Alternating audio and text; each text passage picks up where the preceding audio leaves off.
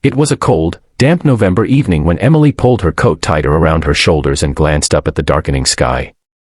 The rain was coming down in sheets, slicking the cracked sidewalks of her quiet suburban street in Portland. Emily, a 27-year-old single mother, had just returned from her second shift at the local diner. Her hands were aching from hours of serving coffee and wiping tables, but her mind was even more exhausted from the weight of unpaid bills and a dwindling bank account. As she stepped out of her beat-up Honda Civic and approached her small, worn-down house, she noticed someone, moving near a detached garage. Her heart jumped. Was it an animal? A thief? She crept closer, holding her phone tightly just in case she had to call for help. But as she turned the corner, she saw him, a hunched man in ragged clothes, shivering beneath a piece of torn cardboard, curled up by the garage door. His eyes met hers with both fear and shame, and he quickly stood up, apologizing profusely. "I'm sorry, ma'am. I didn't mean to scare you. I just needed a place to stay dry for the night." "I'll leave right now," he said, voice trembling from the cold. Emily's instincts told her to turn him away. After all, she had a little girl sleeping inside. But something about his eyes, the sorrow, the humility, the exhaustion, made her pause. Against all logic, she said quietly, "Wait. You can sleep in the garage. It's not much warmer, but it's dry. I'll bring you a blanket." The man looked stunned, as if no one had shown him kindness in years. "Thank you," he whispered. "My name's Thomas." As the rain poured harder, Emily fetched an old blanket and a cup of hot soup. She watched him from the window for a while, half regretting her decision, half wondering about his story. Thomas didn't try to steal anything. He didn't snoop around. He just sat quietly in the corner of the garage, sipping the soup like it was a five-star meal. What Emily didn't know was that the man she had just offered shelter to wasn't just another homeless drifter. Thomas Barrett had once been the CEO of a successful tech startup, but after a tragic car accident took his wife and daughter, he walked away from everything, his fortune, his home, his identity, and never looked back.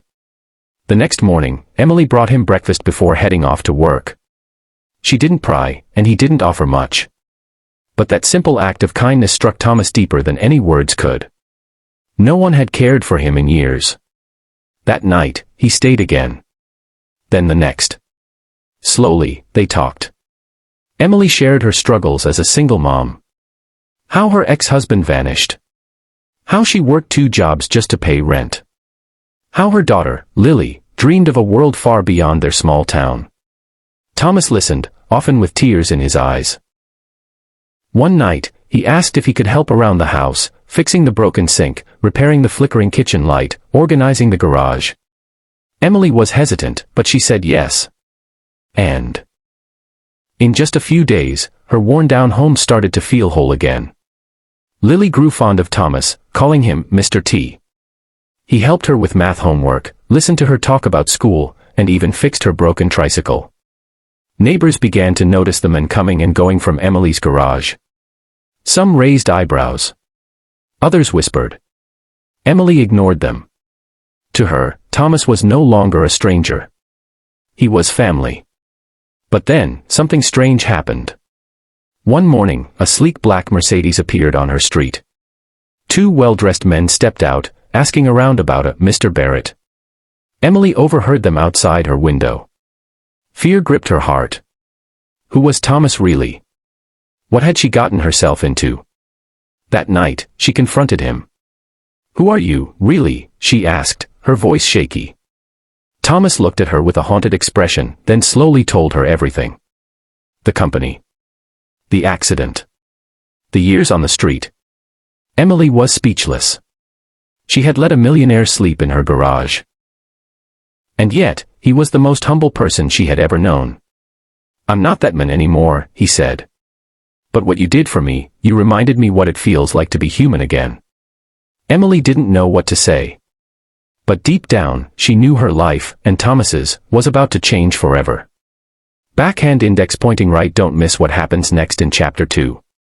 And if you're feeling the emotion of this incredible true-style story, please take a second to hit that subscribe button, like the video, and share it with someone who believes in the power of kindness.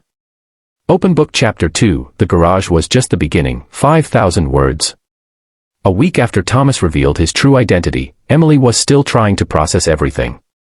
She'd gone from scraping pennies for groceries to discovering that the men sleeping in her garage had once been worth millions.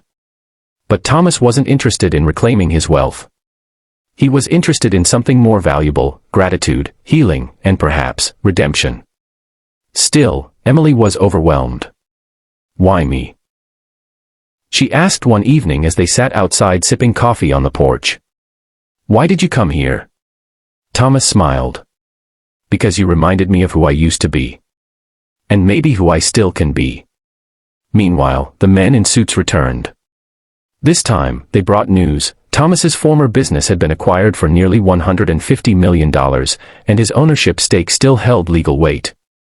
With just a signature, he could walk away with $42 million. But he hesitated. "I'm not sure I want it," he told Emily. That money was made in another life. Emily couldn't believe it. "Do you know what that could do? For you. For Lily. For all of us." Thomas stayed silent. That night, he watched Lily sleeping on the couch, her arms wrapped around a threadbare teddy bear. Something shifted inside him. The next day, Thomas signed the papers. In the blink of an eye, he was wealthy again. But instead of buying a mansion or leaving Emily's home, he did something completely unexpected. He bought the entire street where Emily lived. Quietly. Then, over the next few weeks, construction trucks appeared. Workers remodeled Emily's house: new floors, new walls, a brand new kitchen, and a sunroom for Lily to read her books. Every neighbor who had whispered behind their backs now stood in awe as their neighborhood transformed. But Thomas didn't stop there. He created a nonprofit foundation in Lily's name, Lily's Light, dedicated to helping single mothers, providing free childcare, financial support, and emergency housing. The first branch opened right in their community, inside what used to be the old auto shop. Thomas refused to put his name on anything. "This isn't about me," he said. "It's about honoring the kindness that saved me." Emily was overwhelmed with gratitude. "Why are you doing all this for us?" she asked one evening as they stood beneath the newly installed porch lights. Thomas looked at her, his eyes misty. "Because when the world forgot me, you remembered I was still human. I owe everything to that one night in your garage." Emily smiled, tears in her eyes. "You didn't owe me anything.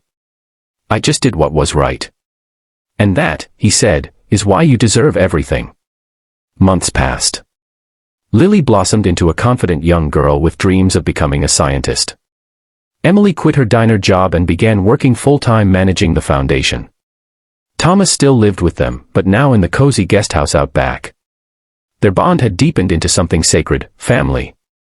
Not bound by blood, but by compassion. By choice.